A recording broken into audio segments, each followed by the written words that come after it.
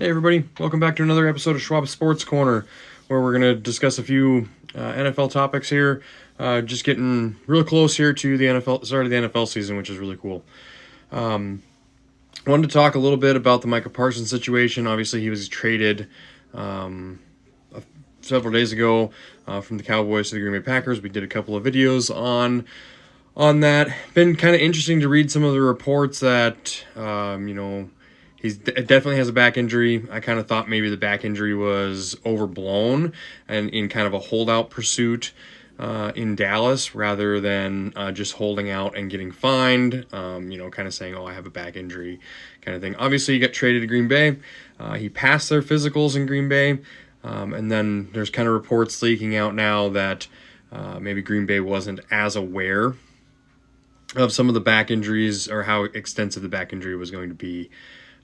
It sounds like he's going to have an epidural injection prior to most, if not all, of the games this year in order to play with this back injury, which is pretty significant when you trade away a ton of capital for a guy and then sign him to a giant contract, right? So that's very intriguing. We'll see how that plays out. Also, side note, very interesting that they allowed him to wear Curly Lambeau's number 1 in Green Bay.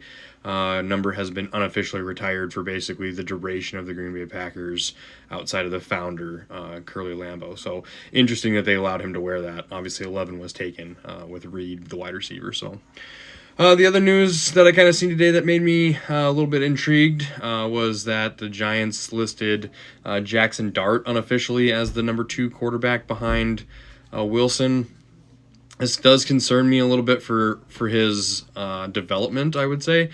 I think the best thing for Jaxson Dart would be for him to sit all year and not touch the field this year and really learn behind Russell Wilson, and then we can ease him in at week 1 of next year would be the ideal situation. However, that coaching staff with Daboll and that front office as well, I think is kind of on their last legs, much like the situation in Cleveland.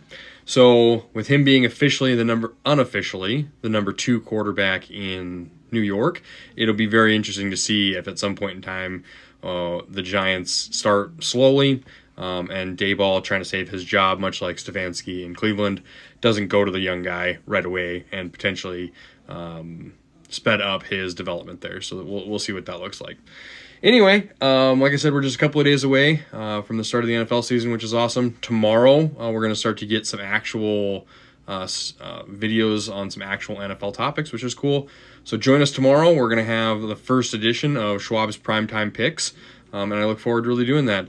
Don't forget to like and subscribe.